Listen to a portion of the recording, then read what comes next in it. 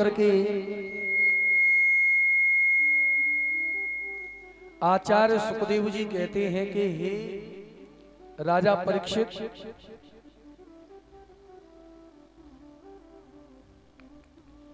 एक दिन नारद जी ने सोचा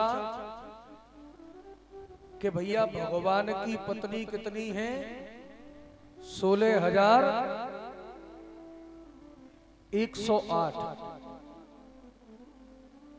सज्जनों, एक दिन नारद जी ने सोचा कि भैया इतनी पत्नी भगवान की, तो इतनी पत्नियों के साथ कैसे रहते होंगे भगवान? नारद जी सोच रहे हैं कि रोज लड़ाई होती होगी।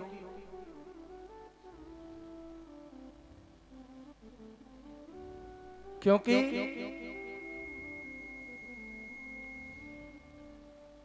नारद जी ने एक ऐसा चरित्र देखा कि भैया इस जमाने में व्यक्ति की एक पत्नी हो तो एक पत्नी ही उस व्यक्ति को नचाती रहती है। तो नारद जी सोचने लगे भैया इनके तो 16,108 है। क्योंकि नारद जी ने एक चरित्र देखा कि एक व्यक्ति की दो पत्नी। एक गांव में एक व्यक्ति रहता था, उनका नाम था लाला जी। क्या नाम था? लाला जी। और भैया संयोग से उस लाला जी के दो ब्याह हो गए। अब दोनों पत्नी रहती भैया, रोज लड़ाई होवे। लाला जी भोजन भी नहीं कर पाते, न तो खाती ना खाने देती। तो लाला जी ने सोचा कि भैया लड़ाई कैसे बंद होवे। तो इसीलिए लाला जी ने क्या किया कि जैसा मकान नीचे था ना, वैसा ही मकान, उतना ही बड़ा, उतने ही कमरे, वैसा ही मकान ऊपर बना दिया। बोली बांके हरिलाल की जय हो। मेरा निवेदन है भैया हो, ये कथा रूपी गंगा आपके गांव में आज और बहेगी। हाँ, और कल आप पांडाल में आएंगे ना, तो ये कथा दिखेगी नहीं, बिल्कुल सूना सूना लगेगा ये पांडाल।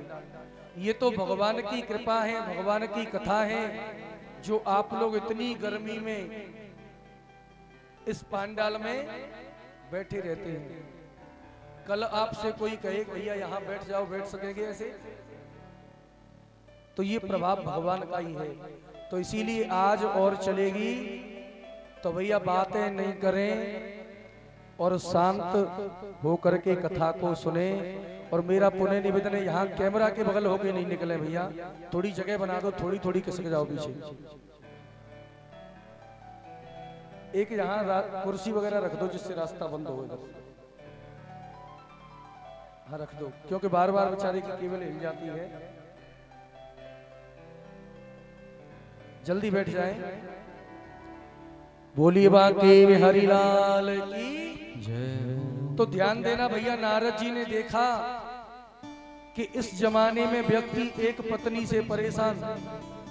और नारद जी ने एक चरित्र देखा कि एक गांव में लाला जी रहते, दो ब्याह हो गई। जब लड़ाई ज्यादा हुई तो लाला जी ने जैसा मकान नीचे वैसा ही ऊपर बना दिया।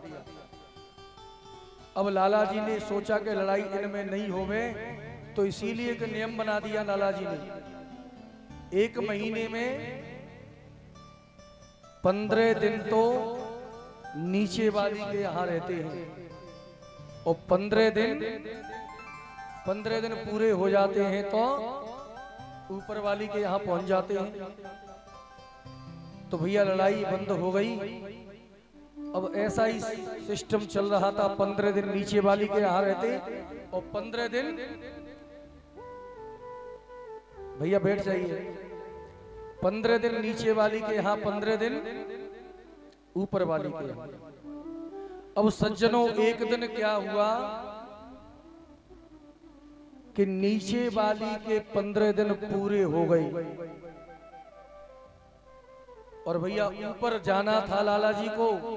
लेकिन उस दिन संयोग से एक त्योहार पड़ गया। कौन सा त्योहार? कौन सा त्योहार होता है मैयाओं का सबसे बड़ा? करवा चौथ आएगी जो तक। तो भैया नीचे वाली के यहाँ 15 दिन पूरे हो गए थे। अब लाला जी सीढ़ियों से चढ़ करके शाम के समय ऊपर जा रहे थे, क्योंकि 15 दिन नीचे पूरे हो गए थे। तो जैसे ही ऊपर जा रहे थे तब तक नीचे वाली पत्नी आ गई और पैर पकड़ लिए। वो कहने लगी आज ऊपर नहीं जाने दूंगी, आज तो त्योहार है। जब तक ऊपर वाली को पता चला तो वो भी आ गई। वो कहने लगी कैसे नहीं आने देगी, ते 15 दिन पूरे है गए। अब भैया नीचे वाली कहने लगी मैं नहीं जाने दूंगी, तो वो पैरों से लटक गई और ऊपर वाली ने हाथ पकड़ लिए। वो ऊपर खींचे और नीचे वाली नीचे खींचे। और लाला जी भी भैया कोई ज्यादा मोटे ताजे नहीं है, हमारे मामा है ना श्रीधर मामा, ऐसे ही है लाला जी। और उनकी पत्नी माई जैसी खूब तगड़ी। हाँ, तो भैया ऊपर वाली तो ऊपर खींचे और नीचे वाली नीचे। बेचारे बीच में लाला जी लटके हैं। बार बार कहते हैं भैया मेरे दर्द हो रहा है हाथों में, छोड़ दो मैं मरा जा रहा हूं। लेकिन दोनों सुनती नहीं है, आपस में लड़ रही हैं। नीचे वाली कहती है तू ऊपर बुला कर देख मेरे से ले जाएगी क्या, और ऊपर वाली कहती है कि तू नीचे खींच के तो दे। बीच में लाला जी भैया खींचते खींचते किसी ने छोड़ा नहीं, रात हो गई। अब उसी रात्रि को लाला जी के घर में पीछे से सेंध लगाकर एक चोर घुस आया चोरी करने। तो भैया चोर चोरी करने आया, लेकिन चोर ने देखा भैया चोरी तो मैं खूब कर लूंगा, लेकिन ऐसा सीन देखने को फिर कभी नहीं मिलेगा। भैया चोर भी चोरी करना भूल गया और इनकी लड़ाई देख रहा है। बीच में लाला जी लटके हुए हैं, ना तो ऊपर वाली छोड़ती है ना नीचे वाली। पूरी रात हो गई, सवेरा हो गया, लेकिन छोड़ा नहीं, दोनों में से एक नहीं।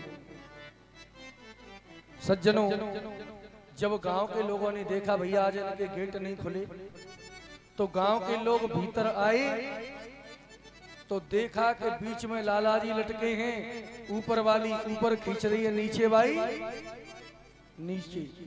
तो गांव के लोगों को देख करके शर्म के मारे इन्होंने छोड़ा, तो दोनों ने एक संग ही लाला जी को छोड़ दिया। लाला जी बेचारे धड़ाम से जमीन पर गिर पड़े।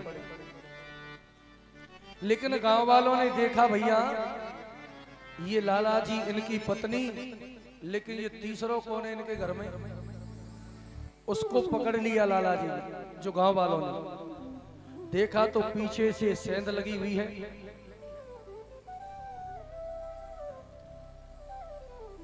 तो भैया लोगों ने समझ लिया कि ये चोर है। चोर को पकड़ करके थाने में बंद किया, और जब भैया उसे अदालत में ले जाया गया तो अदालत में लाला जी भी पहुंचे।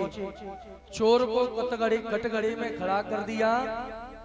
जज साहब भी अच्छे थे, उन्होंने लाला जी से पूछा कि लाला जी एक बात बताओ, ये चोर तुम्हारे घर में था, लेकिन तुम्हारे घर चोरी क्या हुआ? तो लाला जी ने कहा महाराज चोरी तो एक भी सामान नहीं हुआ, क्योंकि ये चोर तो लड़ाई देखता रहा पूरी रात। तो भैया जज साहब कहने लगे जब तुम्हारे घर में कोई सामान चोरी हुआ नहीं, लेकिन जज ने कहा लाला जी से कि लाला जी अब इस चोर के लिए दंड क्या दूं मैं? तो मैं ये कह रहा हूं कि इस चोर के लिए तुम ही कोई ऐसा दंड बता दो कि ये चोरी छोड़ जावे। तो लाला जी कटघरे में आए और कहने लगे महाराज यदि इसको दंड देना चाहते हो ना तो जाके 2 शादी करवा दो, बस 2 ब्याह करवा दो, पूरी जिंदगी भर इसको दंड मिलता रहेगा। वो चोर कहने लगा महाराज चाहे मुझे फांसी चढ़ा दो, चाहे भले ही जीवन भर जेल में बंद रखो, लेकिन मेरे 2 ब्याह मत करवाओ। हाँ, तो भैया नारद जी ने देखा कि भैया घर में एक पत्नी, लाला जी के दो, बड़े परेशान, लेकिन भगवान के 16,108। तो नारद जी ने सोचा भगवान कैसे रहते होंगे। जब नारद जी गए हैं तो भैया प्रत्येक रानी के अलग अलग महल, और नारद जी पहले रुक्मिणी के महलों में गए तो वहां भगवान रुक्मिणी जी के साथ चौपड़ खेल रहे हैं। सत्यभामा के महलों में भगवान बच्चों के साथ खेल रहे हैं, कहीं मजाक कर रहे हैं। प्रत्येक रानी के महल में एक ही समय पर, और नारद जी ने भगवान श्री कृष्ण को पाया, क्योंकि भगवान 16,108 रूप बना करके प्रत्येक रानी के पास रहते हैं, और प्रत्येक पत्नी को ऐसा लगता है कि भगवान मुझसे ज्यादा प्रेम करते हैं, मेरे पास ही रहते हैं हमेशा। हाँ, इसीलिए कहा है